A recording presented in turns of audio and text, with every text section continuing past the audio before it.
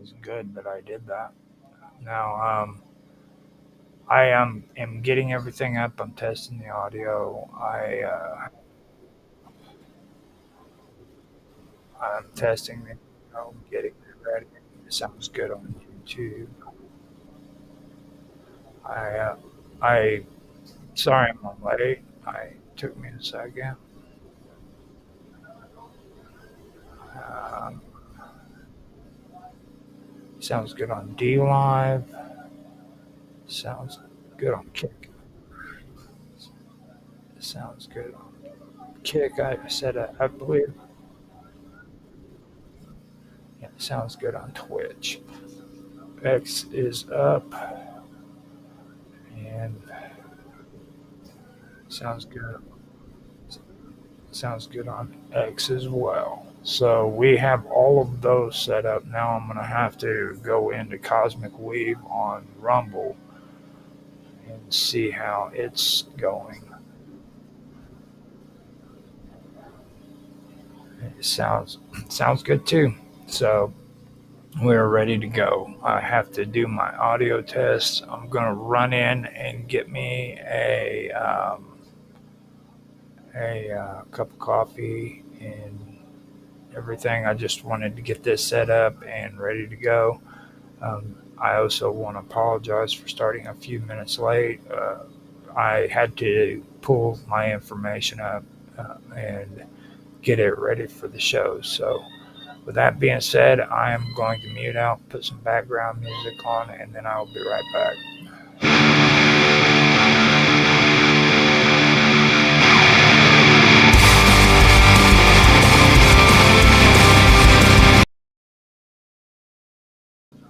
Sorry about that, Ron.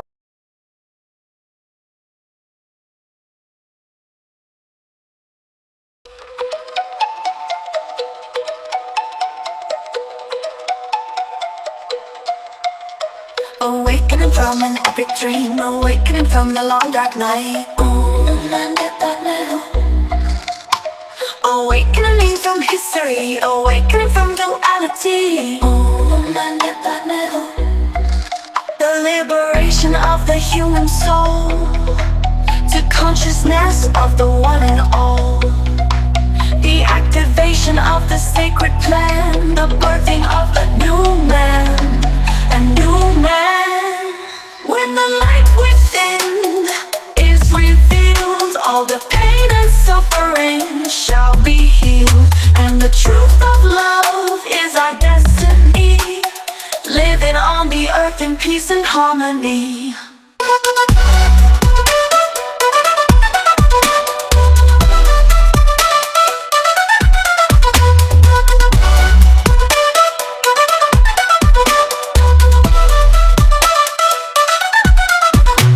Awakening to new perceptions, awakening to the joy of life.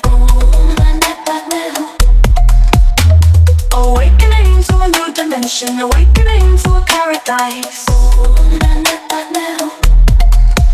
The illusion of separation disappearing into unity, into the source of a high vibration, into the wonder of the mystery, a mystery. When the light within is revealed, all the pain and suffering shall be healed, and the truth of love is our destiny, living on the earth in peace and harmony.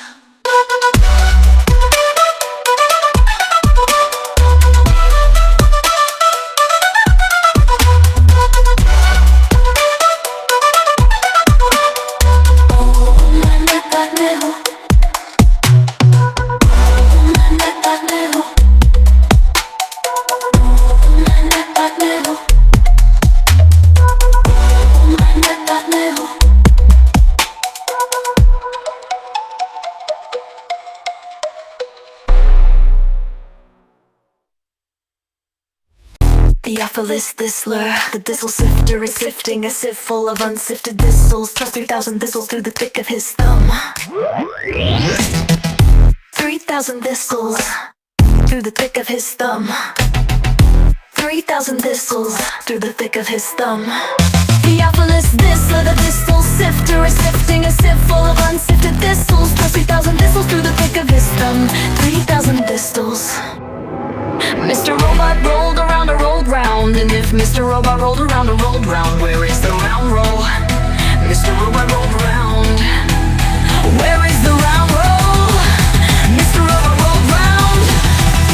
Mr. Robot rolled round. Mr. Robot rolled round. And if Mr. Robot rolled and rolled round, and if Mr. Robot rolled around and rolled round, where is the round roll? Mr. Robot rolled round. Here is an exercise demonstrating the union of in at the end of words. Dividing and gliding and sliding and falling and brawling and sprawling and driving and riving and striving. Dividing and gliding and sliding and falling and brawling and sprawling and driving and riving and driving. Theophilus Thistler, the thistle sifter, is sifting a sieve full of unsifted thistles. Plus 3,000 thistles through the thick of his thumb.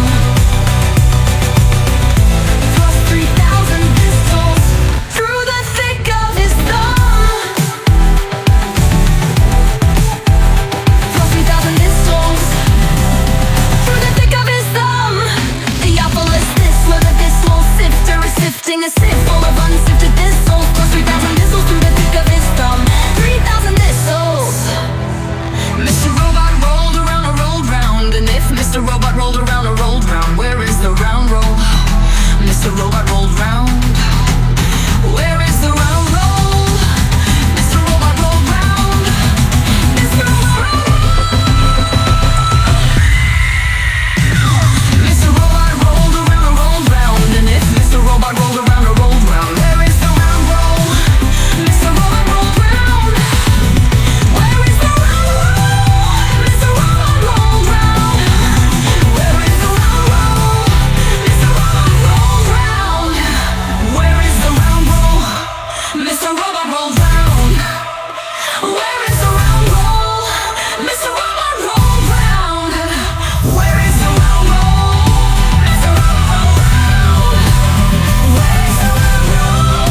Mr. Robot rolled round. Hardly had his Hail Highness heard the easy hedgehog when he hit the humming bee by the hunter who had horrible beetles in the human hall. I love to hear the horse's hard iron hooves go hammer, hammer, hammer, hammer, hammer on the easy highway. I hit my horse hard. I'm hurrying out to hunt up hogs. Theophilus Thistler. Theophilus Thistler. Theophilus Thistler. Theophilus Thistler. Theophilus Thistler. Theophilus Thistler.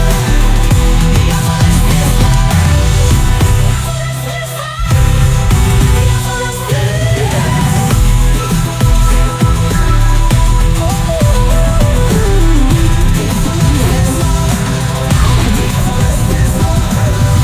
Theophilus Thistler, the thistle sifter, is sifting a sieve full of unsifted thistles. Plus 3,000 thistles through the thick of his thumb. 3,000 thistles through the thick of his thumb. Theophilus Thistler, thistle sifter.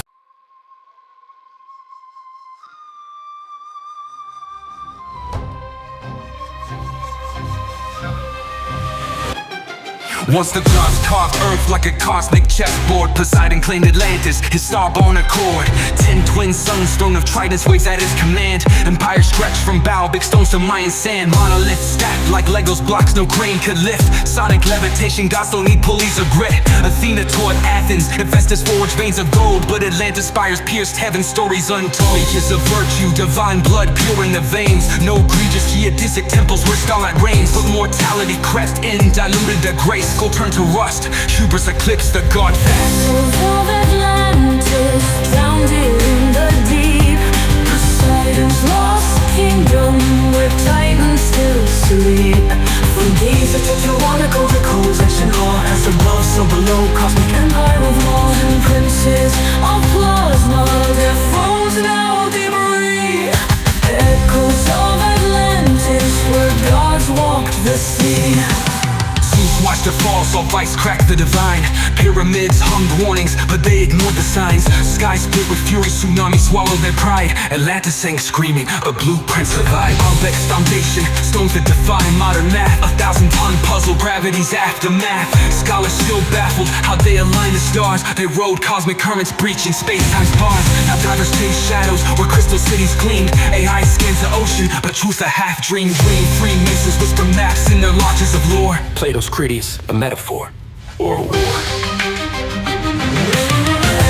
of Atlantis drowned in the deep. Poseidon's lost kingdom where titans still sleep. From Giza to Tiwanaku, the cold tension all as above, so below. Cosmic empire of law, 10 princes of plasma, their thrones now debris. Echoes of Atlantis, where gods walk the sea.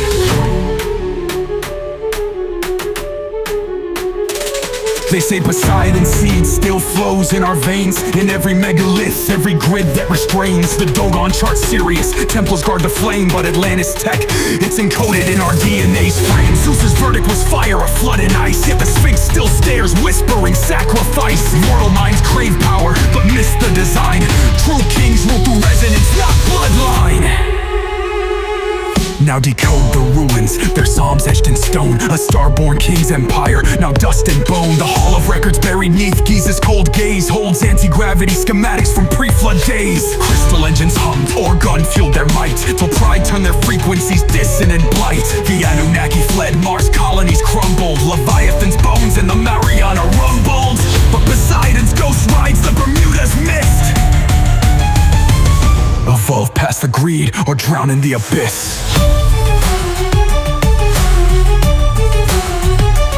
Tsunamis taller than gods, crack continents like eggs. Jungles of Egypt drowned, turned to sand in Poseidon's regret. Mammals shrunk to lapdogs, skies choked by volcanic breath. Waves circled the globe thrice, 3 funerals for death. Up Nephistim, rode the arc of frequencies, not wood. Up Tetrahedron ziggurat where anti-grav pulses stood. While Atlantis sank, he spliced DNA and quantum seeds. Stashed them in Göbekley's veins and Indus Valley reeds. Volcanic winter's curse, Zeus hit the reset. Scorched the grids, erased the moon-ringed internet. Noah's not a shepherd, he's a star-born archivist. Cracking hermetic scrolls in caves where mushrooms twist. The survivors crawl from mud with amnesiac eyes. Built new gods from scrap metal and fallen skies. Now desert bones whisper where cedars once soared. Man's just a ghost in Atlantis' holographic horde. The flood wasn't water, it was math. A codex purge, Enoch's nightmares digitized in the cosmic surge. As above, so below, the blueprint stays true. Rise from the ashes or drown in what's new. The flood wasn't water, it was math. A codex purge, Enoch's nightmares digitized in the cosmic surge. As above, so below, the blueprint stays true. Rise from the ashes or drown in what's you. Echoes of Atlantis drowned in the deep, the deep. Poseidon's lost kingdom where titans still sleep. From Giza to Tiwanaku, their codes etched in awe. As above, so below, cosmic empire of law. 10 princes of plasma, their thrones now debris. Echoes of Atlantis, where gods walk the sea. All right, I am back. Let me put that freaking video back up that I had on there for the background, and we will have things set up and ready to go. Now, before I get started, I do want to say that, like I said in the previous episodes, we are moving on from the primordial to the next level, which would be a higher consciousness. That would be what we consider the real world reality, things of that nature, and we move on to the basic middle part of the Axis Mundi, whereas before it was the lower realms of the Axis Mundi, which were the primordial. And to be more,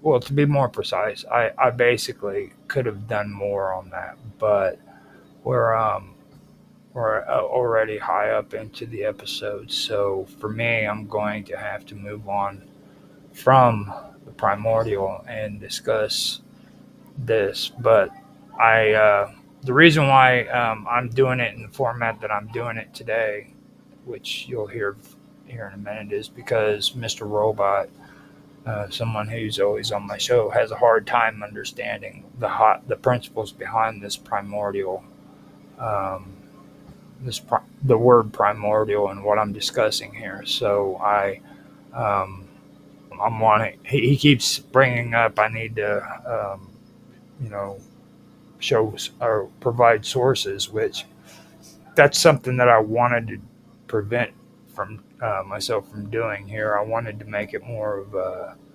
discussion reading kind of thing without getting into this whole show your sources thing. I kind of find that offensive because I've noticed that it's actually happening more with millennials these days, where that's their big thing. You know, where's your source? You know, well, learning is about you doing your own research. I give you information. If you want, or if you become curious in it, then it's your place to do the research. If you don't believe anything I say, check it out for yourself, you know. But I figured I'm going to do at least one episode where I pull out some resources and stuff when I go to this part of the discussion. I did send some sources to him on the Element where I had previously done my research so that he could get a little idea of what's going on. A lot of the stuff that was discussed had to do with the role of Mot, in creation. That had to do with Greek myths that speak of like a primordial chaos, Phoenician cosmology that was done by Sanachinathian, who's an ancient author. And he described Mot as arising from the inner actions of wind and primordial waters. Um, so he represents both the mud and the first principle of life, which is what a lot of philosophers in ancient Greece discuss. So, uh, so with that, you know, that's something that I want to. I posted all of that. Erebus is another one, and then you get into stuff like Nyx and Astraeus and Aeus or Eus, however you want to pronounce it. Uh, Heraclitus also talked about it, and so did Empedocles, I believe. Um, the it's a philosophy. It's a creation that involves creation and how it involves the interplay of like the four elements: earth, air, fire, and water. And then there's also love and strife. It gets into all of that. Then the watery compound.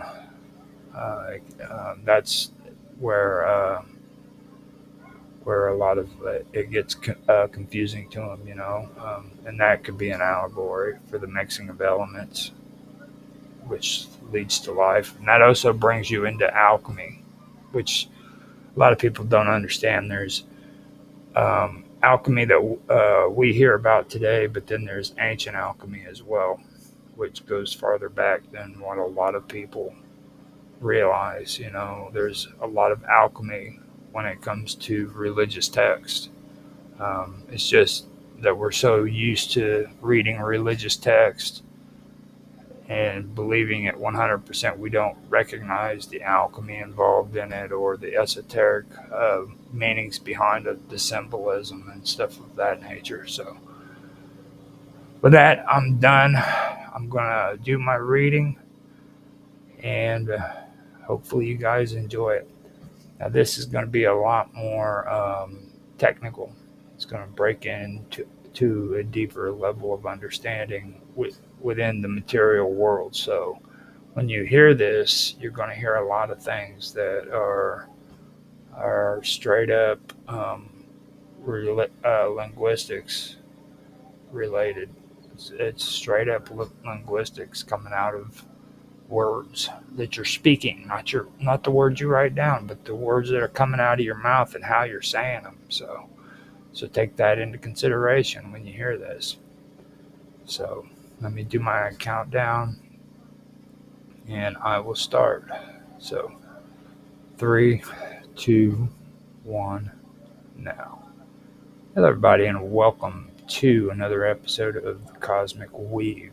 Today, we are going to go into another part of the Cosmic Weave. Before, I was doing the primordial beginnings, and today I am not going to go there. What I'm going to do is I'm going to make this part, or I'm going to consider this part conscious beginnings. This is where we go from discussing the primordial beginnings of the cosmic weave into the conscious beginnings of the cosmic weave. And with that being said, I'm going to get into this reading. Now, this reading is going to be a lot more technical. It's going to involve linguistics and how words are related to a lot of the things that we've discussed with the primordial beginnings. But now we go into the consciousness, and we go from the lower realms of the Axis Mundi into the center of the Axis Mundi, where consciousness becomes reality in our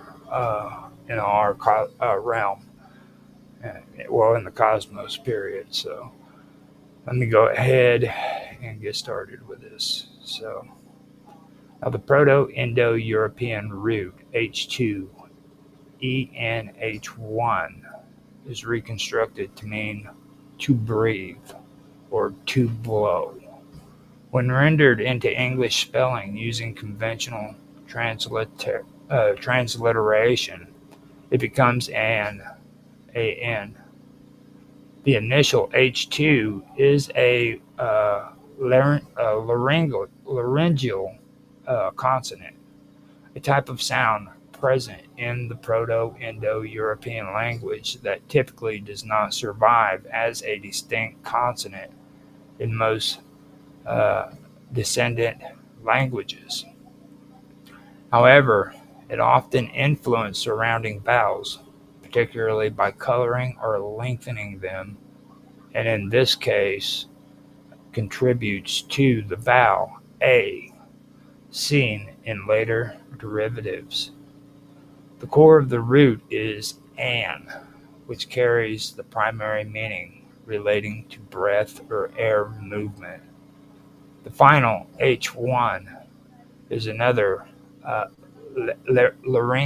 laryngeal that typically disappears without a trace in daughter languages, though it may also subtly influence adjacent vowels. Altogether, this root appears in a signified transliteration as an, representing the ancient sense of breath, air, or the animating force of life. This root has produced a wide variety of words in the Indo-European language family. In ancient Greek, the root appears as the word animus, meaning wind. In Latin, it contributes to the word animus. Animos is actually what it says in ancient Greek. Now, in Latin, it contributes to the word animus, which means soul or mind, and is associated with the breath of life. In Sanskrit, a closely related verb, anatai, means he breathes, showing a direct preservation of the original meaning. In English, Although the root is not directly visible, it survives through Latin borrowings in words such as animal and animate, which imply having life or breath. These derivatives across languages demonstrate how a single ancient root associated with breathing evolved into a term representing soul, mind, spirit, and the vital essence of living beings in many different cultures and linguistic transitions. In laryngeal, no, a laryngeal consonant in the context of Proto-Indo-European linguistics refers to a class of hypothetical sounds that were part of the ancient language's phonetic system, but did not appear directly in most of the daughter languages that evolved from it. These consonants are not attested in written form since pre-Indo-European predates writing, but their existence is inferred from consistent patterns of vowel behaviors and other phonological effects in descendant languages like Greek, Sanskrit, Hittite, and Latin. The word laryngeal itself was borrowed from anatomy, referring to sounds produced in the larynx or throat. However, linguistics do not necessarily agree on the exact pronunciation or phonetic quality of these laryngeals, these laryngeals, these laryngeals, yeah. The phonetic quality of these laryngeals. They are simply called laryngeals because they are thought to have originated deep in the vocal tract, possibly resembling modern glottal stops. Pharyngeal uh, fricatives, yeah, pharyngeal fricatives, or other throat-based consonants. There are traditionally three main laryngeal consonants reconstructed in pre-Indo-European, written as H1, H2, and H3. Each of these have had distinct effects on surrounding vowels. H1 is considered a neutral or plain laryngeal and often leaves little to no trace except for lengthening or preserving a vowel. H2 is thought to have had a rough or voiceless pharyngeal sound, and it tends to color adjacent vowels into an A-like quality. H3 may have been voiced and had a tendency to round surrounding vowels, turning them into an O-like quality. These laryngeals are important because even though they often vanished in the daughter languages, they left behind predictable traces. For instance, if a vowel appears unexpectedly or a certain pattern of vowel coloration occurs across Indo-European languages, it can often be traced back to the influence of a lost laryngeal. In Greek and Sanskrit, for example, scholars notice that certain roots seem to preserve an unexplicable vowel that isn't present in related Latin or Germanic words. These discrepancies were eventually explained by positing the existence of laryngeal consonants. Interestingly, in Hittite, a language of the ancient Anatolia that belongs to the Indo-European family, some of these laryngeals appear to have been preserved in writing form as actual consonants, which helped confirm their theoretical reconstruction. For example, the Hittite word hasa, meaning hearth, corresponds to Latin ara and Greek hestia, and provides evidence of a laryngeal in the pre-Indo-European root.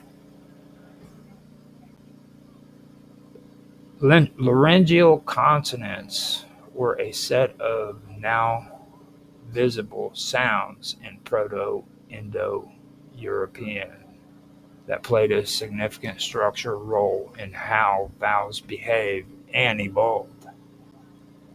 Though no longer present in most modern languages, their ghostly influence can still be detected in the vowel systems, root forms, and phonological developments that trace back to the earliest stages of Indo-European speech. Pharyngeal fricatives are a type of consonantal sound produced by constricting the airflow in the pharynx, which is the part of the vocal tract located just above the larynx and behind the oral cavity.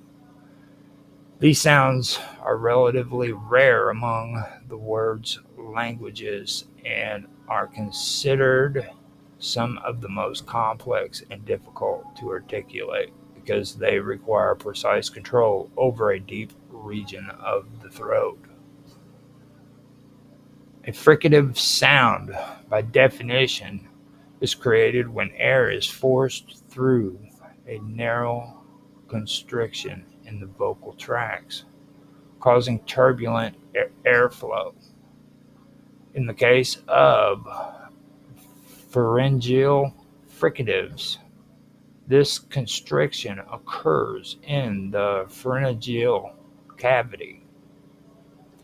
The airflow passes through a narrow space between the root of the tongue and the back wall of the pharynx, creating a sound that is often described as raspy, harsh, or hollow. These fricatives do not involve the lips, teeth, or front of the mouth, which is what makes them acoustically and articulatorially distinct from more familiar sounds. These are the S or F, or sounds like the S or F. Now, these are two more pharyngeal fricatives recognized in the International Phonetic Alphabet. That's the IPA. The first is the voiceless pharyngeal fricative, represented by the symbol H, or it looks like an H. And the second is a voice pharyngeal fricative, represented by the symbol that looks like a backwards question mark. Now, in the voiceless version, the vocal cords remain apart and do not vibrate during the articulation.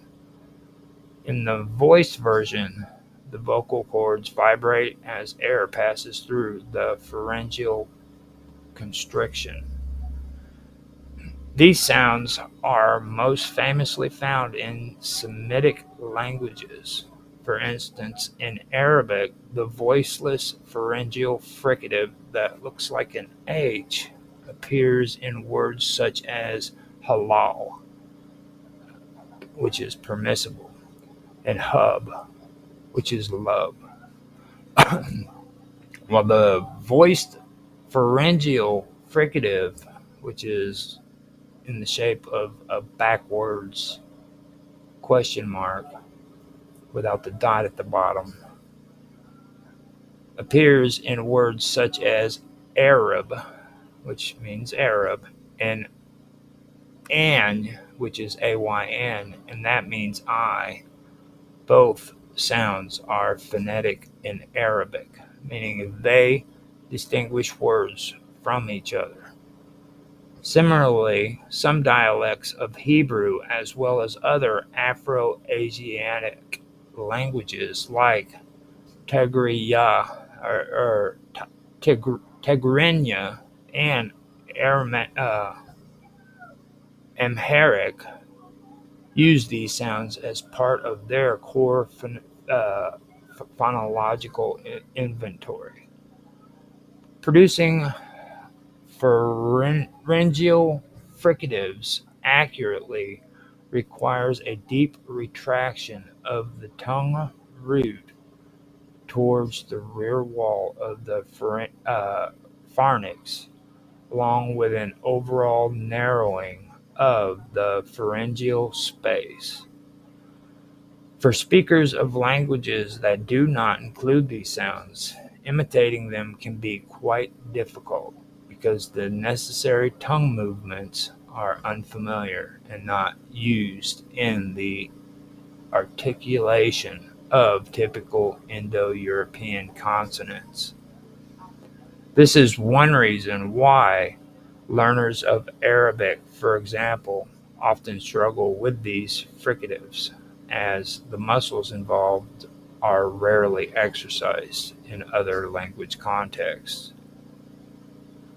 Pharyngeal fricatives are also interesting from a historical linguistics standpoint.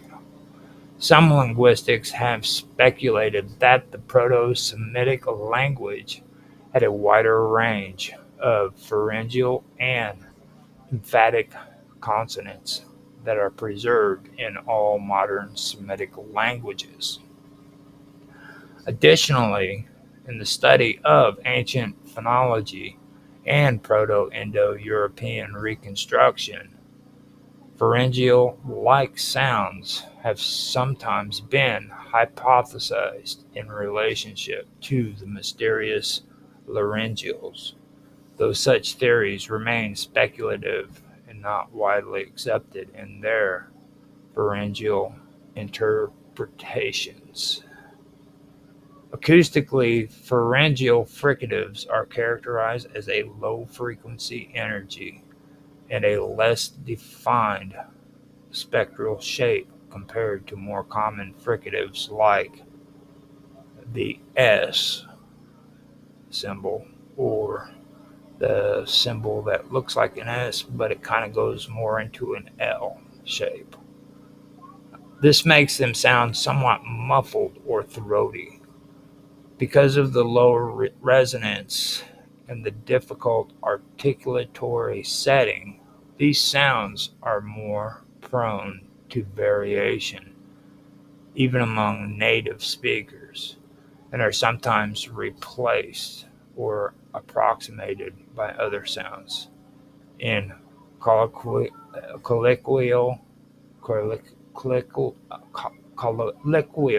or non-standard dialects. Colloquial or non-standard dialects.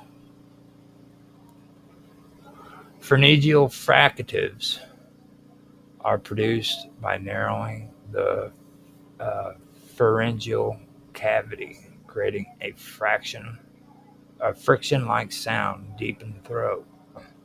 Though rare, they are vital phonemes in several Semitic and Afro-Asiatic languages, and their unique articulatory setting makes them challenging for non-native speakers. Their study offers insight into the breadth of human phonetic capability and the rich diversity of sound systems across the world's languages. Lengthening or preserving a vowel refers to a process by which a vowel sound is held or sustained for a longer duration in spoken language. This can change the meaning of a word entirely, in many languages where vowel length is uh, ph- uh, phonemic is phonemic. For example, in some languages, a short vowel and its corresponding long vowel may distinguish two entirely different words. The process of lengthening can occur naturally due to stress, speech rhythm, or historical phonological developments. In certain cases, a vowel may be preserved, meaning it resists deletion, reduction, or merging with adjacent sounds over time, usually due to its prominence in a word or syllable, or due to phonetic environment. Vowel preservation is often associated with linguistic conservatism in specific word positions, such as roots or stressed syllables. Coloring adjacent vowels involve the alteration of a vowel's quality due to the influence of a nearby sound, especially a consonant. This is often observed when a consonant with a particular place of articulation causes the vowel next to it to shift in quality. A common example is the effect of a rhotic or R-like consonant on a preceding vowel, often resulting in what is called vowel R coloring. In this case, the vowel becomes centralized or retroflexed, and its quality changes enough that it is no longer purely a vowel, but acquires some of the resonant characteristics of the consonant. Similarly, velar or palatal consonants can front or raise a neighboring vowel, modifying its tone or resonance in subtle but important ways. These effects, though often gradual, can lead to long-term phonological change in a language. Rounding surrounding vowels refers to the phenomenon in which the position of the lips is altered to create a more rounded shape, typically due to influence from nearby sounds. This can involve vowels that are naturally rounded, spreading their lips rounding feature to adjust vowels that are otherwise unrounded. In many cases, the presence of a rounded consonant or a back vowel with lip rounding can cause a neighboring vowel to undergo a similar rounding articulation, even if this was not its original state. Over time, these types of articulatory adjustments can result in new vowel categories or allophones forming within a language. Allophones or allophones. Rounding influences the acoustic properties of vowels, often lowering their second format frequency, which gives them a more back or closed sound quality.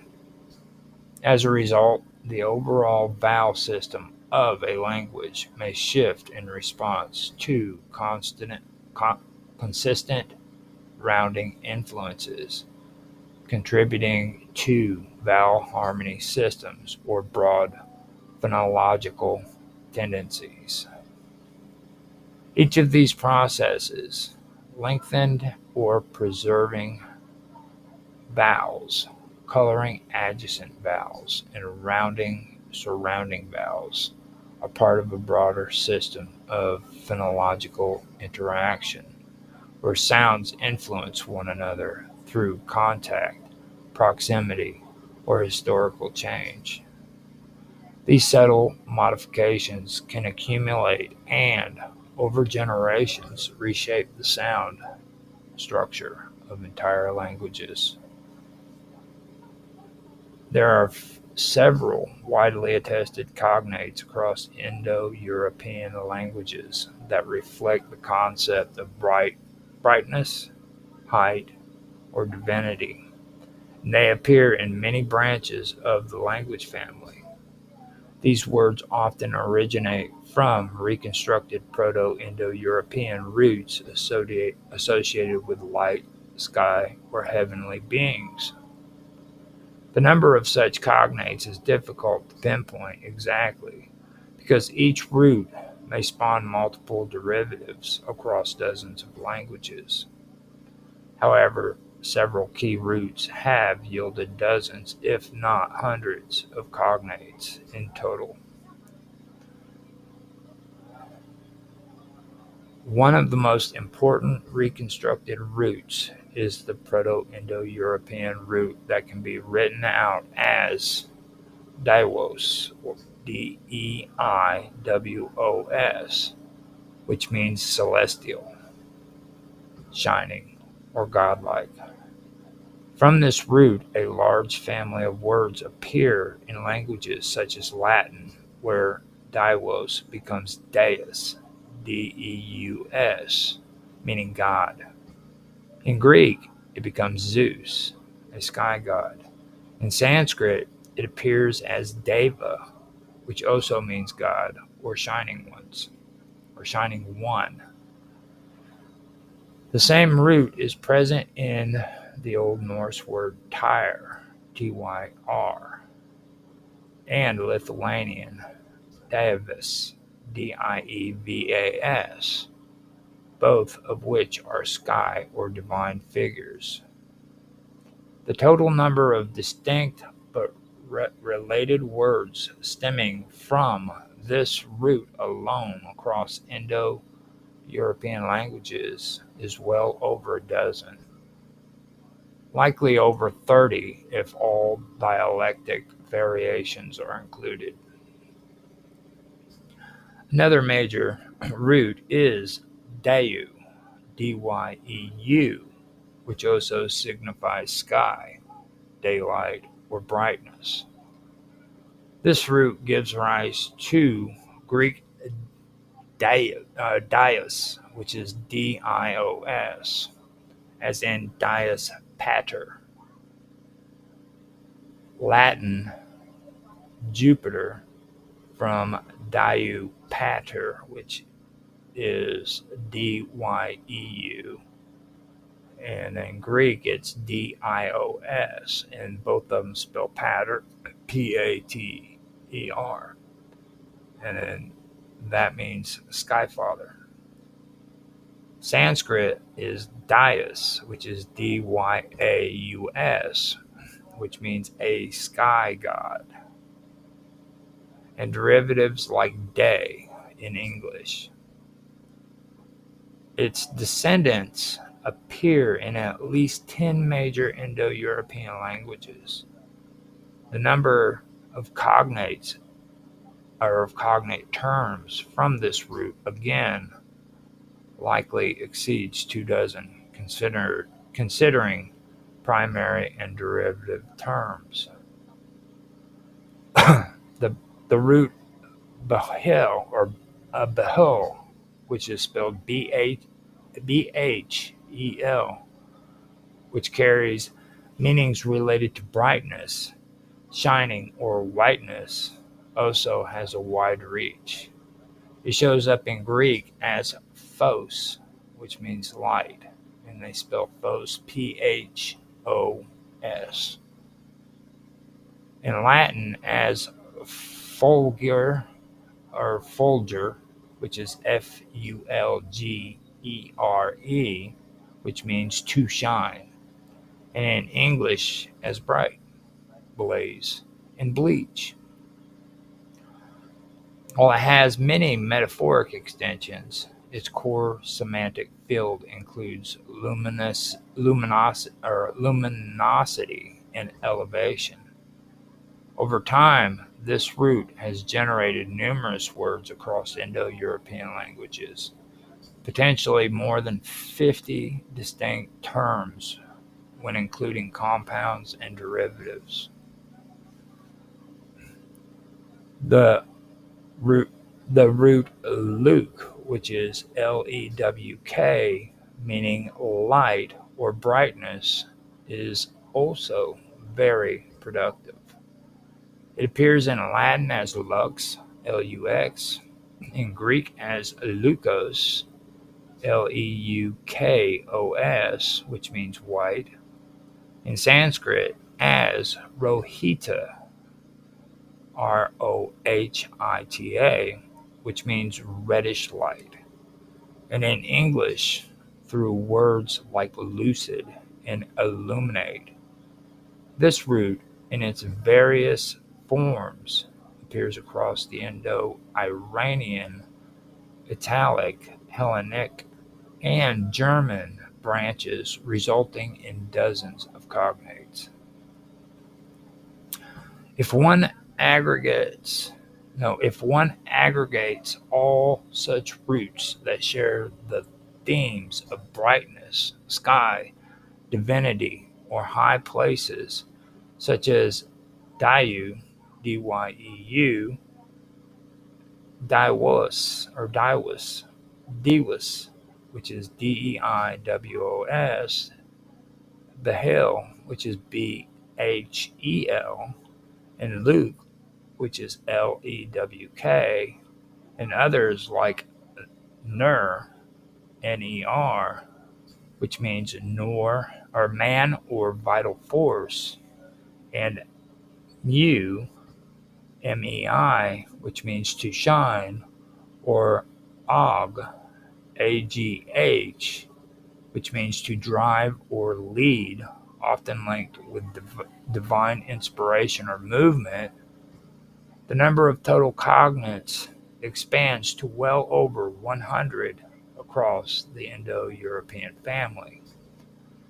Many of these terms not only reflect physical phenomena like light or the sky, but also carry metaphorical or religious implications, becoming terms for gods, heaven, or cosmic order. The name Kalpia, Kalpia, appears to derive from or be related to the ancient Sanskrit word kalpa, Kalpa. In Sanskrit, kalpa, Kalpa, means able, fit, or competent, and it also carries connotations of proficiency and expertise. In addition to its basic meaning, kalpa holds a significant place in Hindu cosmology, where it refers to an immense period of time known as Eon, Eon. A kalpa, in this sense, represents a full cycle of cosmic creation and dissolution, underscoring the cyclical nature of existence. A related name, Kalpita, Kalpita, also from Sanskrit, means imagined, created, or conceived in thought. These meanings suggest that Kalpia could be interpreted as a name rooted in ideas of creative ability, conceptual formation, and the vast temporal rhythms of the universe. The underlying linguistic theme is one of formation, readiness, and a cosmic capacity for manifestation. The name Ba'u, Baau, has several origins depending on cultural context. In Phoenician mythology, Ba'u is associated with the night and is considered the consort of the wind god called Pius. Together, they are said to be the parents of Aeon, Aion, and Protagon, the first mortal beings. This myth positions Beu as an elemental figure in cosmology, associated with primal forces and the beginning of human existence. In Sumerian tradition, a goddess named Ba'u, also known as Baba or Babu, was revered as a deity of healing and midwifery, further emphasizing maternal and restorative attributes linked to the name. Beyond mythology, the surname Ba'u has Germanic roots, where it originated from an old High German word meaning the cultivation of fields, or it serves as a description for someone who lived in a prominent structure. In Chinese naming traditions, a similar name pronounced as Ba'u, B-A-O, or Ba'u, B-A-U, can mean abalone, among other meanings. And the name appears in some Chinese-speaking populations as a family name. Additionally, Ba'u is a surname found in Cambodia, where it has some geographical concentration. The name therefore carries multiple layers of significance depending on its linguistics and cultural framework, ranging from divine and mythological associations to more grounded meanings of agriculture and dwelling. The name Aeon, which is A-E-O-N, originates from ancient Greek, where the word aeon, spelled A-I-O-N, referred to an age, a lifetime, or an epoch.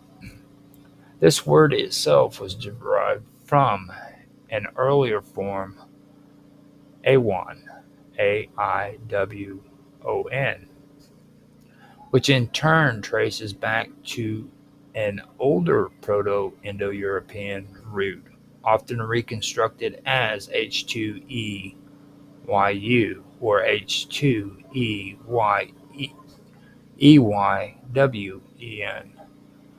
meaning vital force, life, or long duration. In classical usage, aeon came to signify more than just a unit of time. It referred to the unbounded or eternal, a span of existence so vast that it transcended typical human understanding of time. In philosophical and mystical traditions, particularly in Hellenistic thought and Gnostic cosmology, Aeon became personified as an emanation of the divine. In these systems, aeons were not merely units of time, but spiritual entities or principles that emanated from a supreme source, each representing aspects of divine thought, light, and order. These spiritual eons were considered timeless, existing outside the limits of ordinary chronology, embodying the eternal unfolding of the cosmos. In later Christian theological and esoteric traditions, the word aeon was sometimes used to describe dispensations or epochs in the divine plan, often implying a cosmic significance to each age of existence. The notion of the aeon as an eternal cycle became important in early mystical writings, where it represented the bridge between the temporal world and a more fundamental eternal reality. In modern usage, the term aeon continues to convey a sense of vast, unmeasurable time, often used in poetic or spiritual contexts to evoke the majesty of the cosmos or the eternity of existence. The name Protogonus is composed of two distinct ancient Greek root words, each carrying a powerful and symbolic meaning that reflects the early cosmological and mythological concepts. The first part, proto, comes from the Greek word protos, which means first or foremost. This word stems from Proto-Indo-European root reconstructed as per, meaning before or in front. Over time, per developed into various forms across Indo-European languages, often connotating priority, leadership, or an original position in space or time. In Greek, protos came to mean the first in a sequence, the most important, or the origin point of something. It was used to denote not only physical precedence, but also metaphysical primacy, such as the first deity, the original being, or the primal cause. The second part, gonus, is derived from the Greek word gonos, which means birth, offspring, or generation. This word comes from the Proto-Indo-European word gen, G-E-N, which referred to begetting, producing, or giving birth. This is the same root that gave rise to words in many Indo-European languages, such as genus, Genus in Latin, kin in English, and Janati, Janati, in Sanskrit, all of which relate to birth, origin, or family. In Greek usage, gonos emphasized not only the act of generation, but also the result, offspring, progeny, or a new emergence from an earlier source. When combined, protogonus literally means firstborn or first offspring. It was a name often given to primordial beings in mythological traditions, such as the Orphic creation deity who was believed to emerge from the cosmic egg at the beginning of time.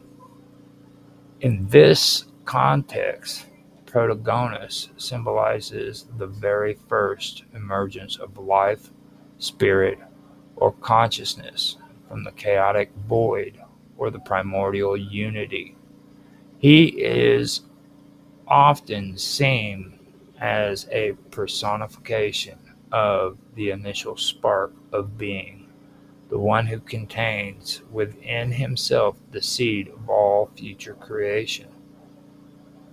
The name Genos and Genea both stem from deeply ancient linguistic roots connected to birth, family, origin, and lineage. They are part of a wide network of words in ancient Greek and other Indo-European languages that center around the concept of generating, producing, and belonging.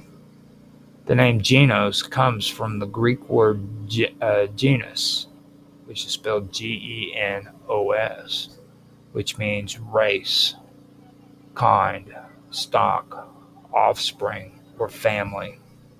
It refers to a group of people who are linked by a shared origin or descent, often within a clan, tribe, or extended family.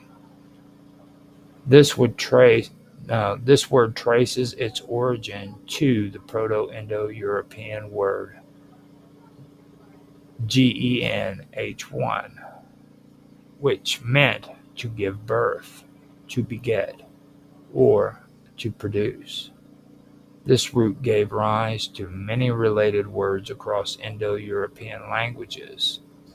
For example, the Latin genus, meaning kind or type, the Sanskrit Janus, Janas, people or kin, the Old English sen, or kin, whichever way you want to spell it, Cynn, which became kin, Kin, and the German Geschlecht, meaning, which is spelled Gschlecht,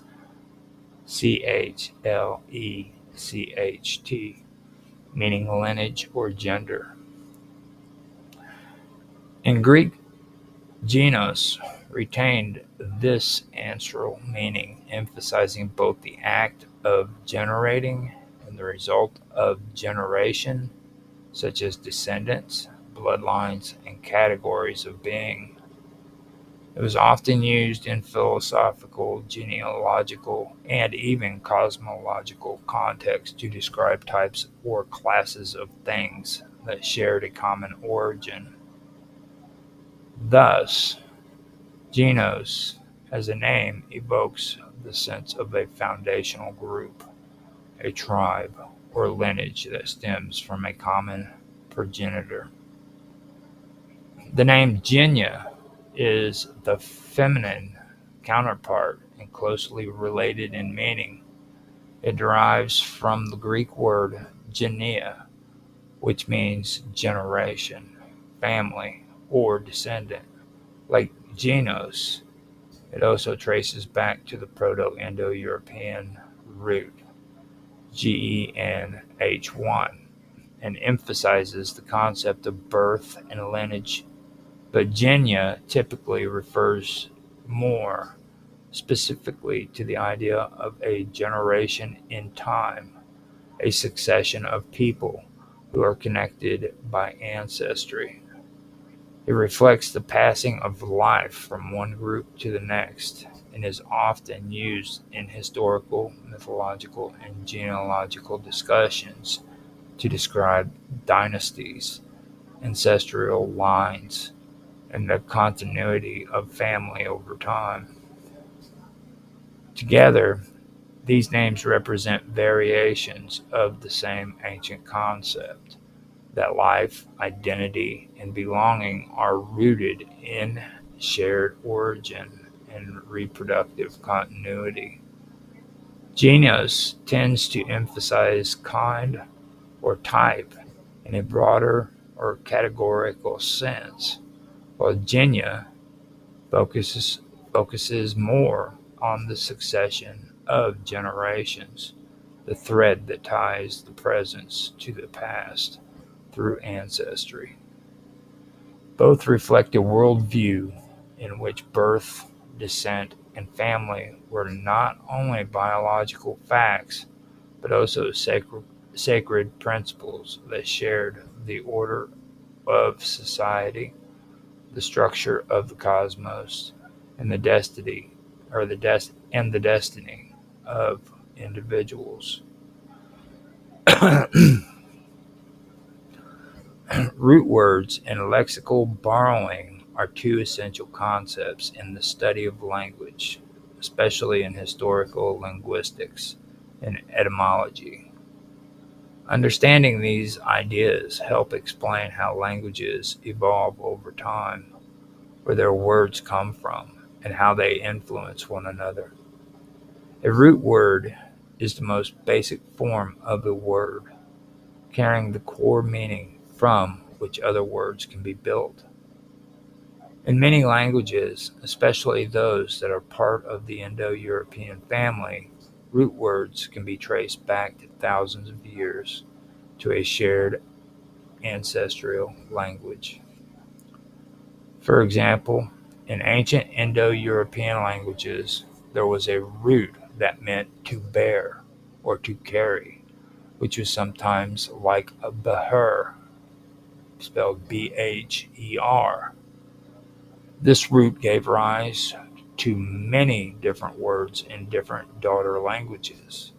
In Latin, it became fur, which is Ferre, which led to English words like transfer, confer, and refer. In Greek, it appears in pharaoh, Phero, which also means to carry. In Sanskrit, it shows up as Bharati, Bharati, meaning he carries. The root word therefore serves as the foundation on which more complex words are built through prefixes, suffixes, and other modifications. These root forms often encapsulate a basic concept such as movement, perception, emotion, or physical action, and they can be remarkably persistent across time and geography. Lexical borrowing refers to the process by which one language takes words from another language and incorporates them into its own vocabulary. This happens for many reasons: through trade, conquest, migration, colonization, or cultural influence. When people speaking different languages come into contact, they often adopt words from each other, especially if one group introduces new ideas, technologies, or practices. For instance, English has borrowed extensively from French, Latin, Greek, Norse, and many other languages over the centuries. The word ballad comes from French, which in turn took it from Italian. The word algebra comes from Arabic, and yoga comes from Sanskrit. Borrowed words may eventually become so thoroughly integrated into the recipient language that native speakers do not even realize they came from elsewhere. Root words and lexical borrowing work together in shaping the vocabulary of a language. Sometimes a borrowed word is adopted in full, other times, the, other times only the root of a borrowed word is taken and then adapted using the native language's grammar. There are also instances where borrowed roots are used to coin new words by combining them with existing prefixes or suffixes in the receiving language. For example, many scientific and medical terms in English use Greek or Latin roots combined with English grammatical forms, such as biology, from Greek bios, which means life, and logos, which means study, or aquarium, from Latin, which aqua means water, and the suffix arium, a place for. The study of root words helps trace the ancestry of languages and shows how certain core ideas persist across cultures and epochs. Lexical borrowing reveals the dynamic, ever-changing nature of languages and highlights the historical interactions between peoples and civilizations. Together, these concepts offer insight into the richness and complexity of linguistic development. The word bacillus, often rendered in classical Greek as Basilius, meaning king or sovereign, has a complex and somewhat debated etymology. While it is a well-attested term in ancient Greek literature, its precise origins are not entirely clear. The several linguistic pathways in comparative roots have been explored to explain its emergence. The earliest form of the word appears in Mycenaean Greek, written in the Linear B script as ga si re u, which referred to a king in the full political sense, but rather to a king, no, which referred not to a king in the full political sense, but rather to a kind of local chieftain or official, possibly a craftsman, leader, or administrator. This form, GWASILEUS,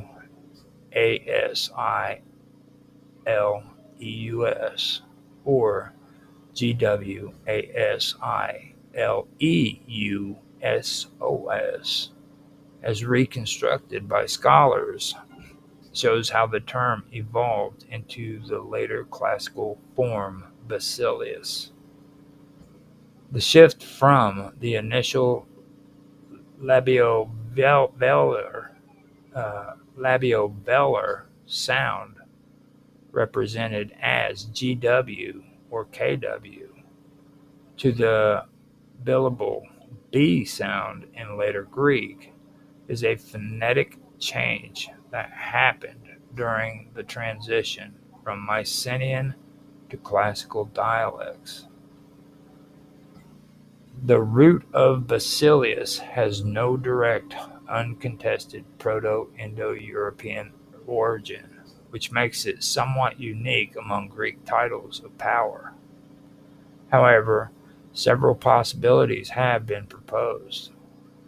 One hypothesis connects it to a root related to stepping or walking, possibly from a Proto-Indo-European root like the GWEM, meaning to go or to come, suggesting the idea of a leader who goes forth or stands before others. However, this connection remains speculative. Another theory proposes a pre-Greek, non-Indo-European origin for the word. This would mean that the term was part of the substrate language spoken in the region before Greek became dominant and was later absorbed and adapted into earlier Greek speech. This possibility is supported by the irregular phonological pattern of the word, which does not fit neatly into the expected morphological structure of Indo-European derivations. The Mycenaean form quasi-ra-u might reflect such a pre-Greek origin. It is also worth noting that the ending "use" is a common Greek morphological suffix used to denote a person connected to a certain role, action, or status.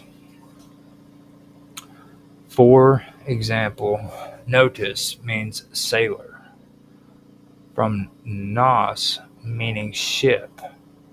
In this light, Basilius would structurally mean a person who embodies or performs a particular function, even if the word basi is not clearly defined.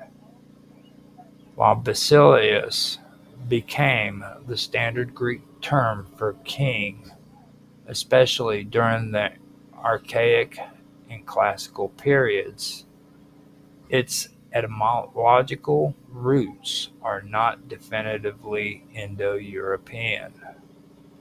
The word likely came from an earlier stage of Greek language, perhaps even borrowed or inherited from a pre-Greek substratum, and evolved over time through phonological and morphological adaptations. The suffix "-ius" fits well with Greek linguistic patterns, but the base element "basi" or "gussi" remains uncertain in origin, though its ultimate though it ultimately came to be associated with rulership and authority within the Greek world. Labiovelar labiovelar sounds are a type of consonant that combines two distinct places of articulation: the lips, labial, and the soft palate, or velum, velar. This means that when producing a labiovelar sound, the speaker simultaneously engages with both the lips and the back part of the tongue, which presses against or comes close to the soft palate. In essence, these are doubly articulated sounds with both labial and velar features happening at the same time. In linguistics terms, the classic labiovelar consonants in reconstructed Proto-Indo-European are usually presented as a group of three: the voiced labiovelar, the voiceless labiovelar, and the aspired voiced labiovelar. These are written by linguistics as GW, KW, and GWH, respectively. These are not simply sequences. These are not simply sequences of two separate sounds, such as a velar followed by a labial, but rather are single consonantal sounds that involve both areas of articulation in one unified motion. To understand this more clearly, consider how KW would have sounded. This sound would be produced by rounding the lips, as in making a W sound, while simultaneously articulating a K at the back of the mouth. The result is a consonant that is similar to the modern English Q, which is QU sound, Q sound, as in the word quick, where the Q and the U together form a kind of labiovelar combination. These labiovelar consonants were an important part of the Proto-Indo-European consonant inventory, and they played a significant role in the evolution of many Indo-European daughter languages. However, not all descendant languages retained them in their original form. In fact, different branches of the Indo-European family treated these sounds differently, often breaking them down into either simple velar or simple labials. For example, in Greek, labiovelar often became labial sounds. The Proto-Indo-European GW sound often became a B sound. A good example of this can be seen in the transformation of the Proto-Indo-European root GWENH2, meaning woman, which became Gune, Gune, in Greek, showing the GW becoming a G and the vowel reflecting Greek changes. In Latin, by contrast, labiovelar often became simple B or GU sounds, as seen in the word gutor, meaning four, from Proto-Indo-European KW etworus. In the Germanic languages, including English, some labiovelars were preserved longer or shifted in different ways. The Proto-Indo-European KW often became a HW or W sound, depending on the context and specific daughter language. In the case of the English word "watt", this traces back to a root involving the KW sound. The lost transformation or simplification of labial velar in the various Indo-European language is one of the factors linguistics use when trying to reconstruct ancestral forms of words and trace patterns of phonetic change over time.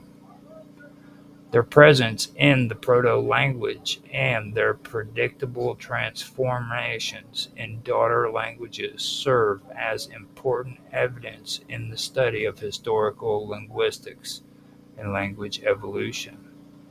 Thus, labiovelar sounds are key elements in understanding how ancient speech systems were articulated and how the sounds of words evolved differently across regions and time. They reflect the intricate mechanisms of sound change and the way physical articulation shapes the development of language. The word theos, known from ancient Greeks as meaning God or deity, has an uncertain but much discussed etymological background. It does not have a clear and direct origin from a securely reconstructed Proto-Indo-European word in the way some other Greek words do, but scholars have proposed several possible connections based on the sound patterns and semantic fields that reflect ideas of divine power, appearance, or shining qualities.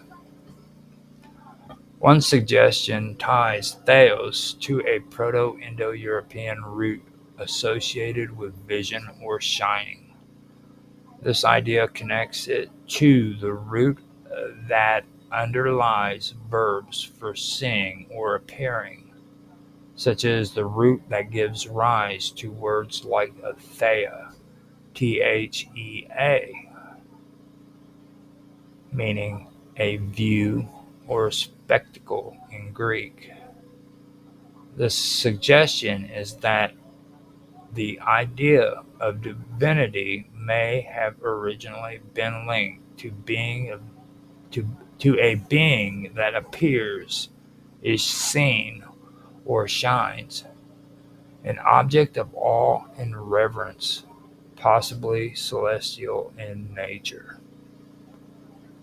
Another proposed connection is to the Proto-Indo-European root that meant to evoke or place, as in the setting of a god in a position of reverence or ritual. This would frame theos as a concept tied to worship and ritual placement, something established or installed in sacred practice. However, this theory has less phonetic and semantic support than others. There is also a hypothesis that relates theos to a verbal root associated with the idea of doing or placing, implying a being who acts or exerts power. This would match well with the functional role of the god as an active force or mover in the universe.